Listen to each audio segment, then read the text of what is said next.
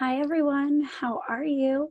Two quick videos for you this week. We are finishing up the Renaissance. We're going to be talking about the Northern Renaissance in this video, which is the expansion of the Renaissance throughout the rest of Europe after it started in Italy.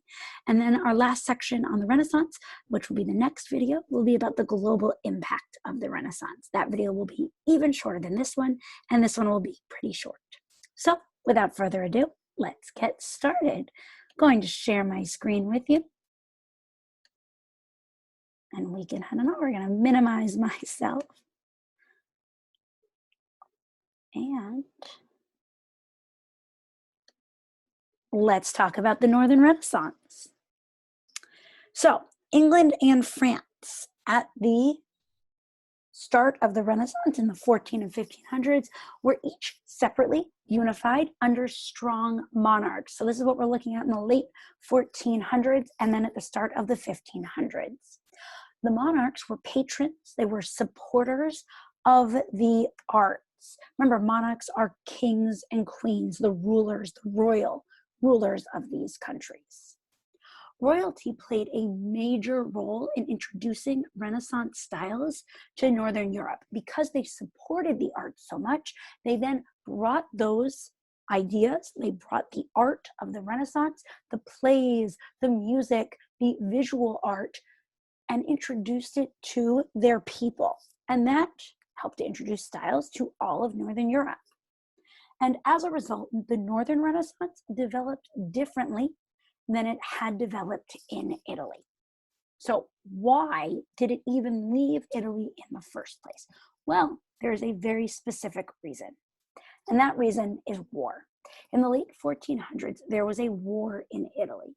And so many Italian artists and writers who did not want to fight in the war moved north into Northern Europe to try to find a safer and more stable life.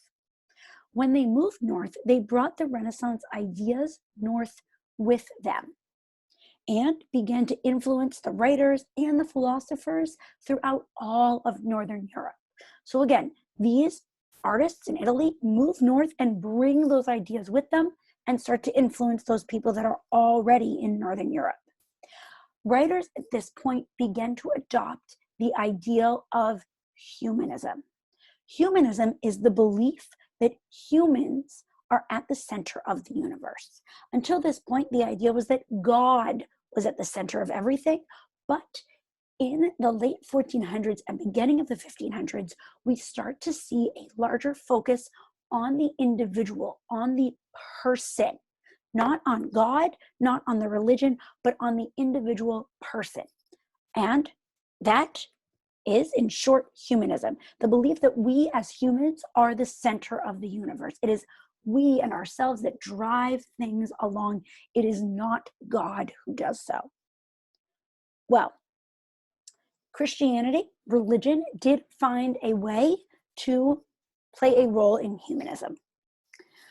Some Northern European writers gave humanism a religious slant. They were able to look at humanism, this idea that humans are at the center of the universe, in a religious way. And these people are known as Christian humanists. The two best known Christian humanists are Desiderius Erasmus and Thomas More. They wrote about how to improve societal flaws. They said, yes, humans are at the center of the universe, but they believed that to be true because they said, as Christians, that humans are only at the center of the universe because God made them to be that way. So they wrote about how we could, as humans, improve societal flaws by looking into ourselves and looking to God. So that is how they brought religion to humanism. More's most famous book is known as Utopia, and it showed a better model for society. And that word utopia, you may have heard it before, it means an ideal or a perfect place.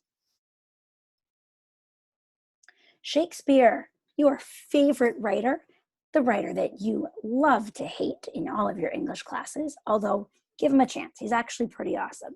He wrote in Renaissance England. So he wrote in England during the time of the Renaissance. He is regarded by many people as the greatest playwright of all time. He was born originally in 1564 in a little town in England called Stratford-upon-Avon. His work shows a deep understanding of human beings, and it really looks to who people are and how and why they make decisions and why and how they do certain things. He admired the classics, and he drew on them for both inspiration and for his plots. Much of the plots throughout his plays, throughout his other work, is taken directly from old classics, and he used things that he read to turn them into other, and obviously today incredibly well-known and well-regarded works of literature. This time that Shakespeare wrote in England is also known as the Elizabethan Age. The Renaissance in England is this period of time. It is the period of time during which Queen Elizabeth I ruled. She ruled from 1558 to 1603. We are going to talk about her a little bit more later on during the Reformation when we talk about her father, but that will lead us into a conversation about her as well. She ruled for a very long time, as you can see, 1558 to 1603. She was well educated. She was fluent in 5 languages. She was a very, very beloved and well-regarded queen, a ruler in England. She celebrated the ideas of the Renaissance. She was a huge supporter of the Renaissance ideas. And with that, we have reached the end of the first video for this week. I'm going to sign off here, and I'll be back to talk to you about the global impact when you click to the next video.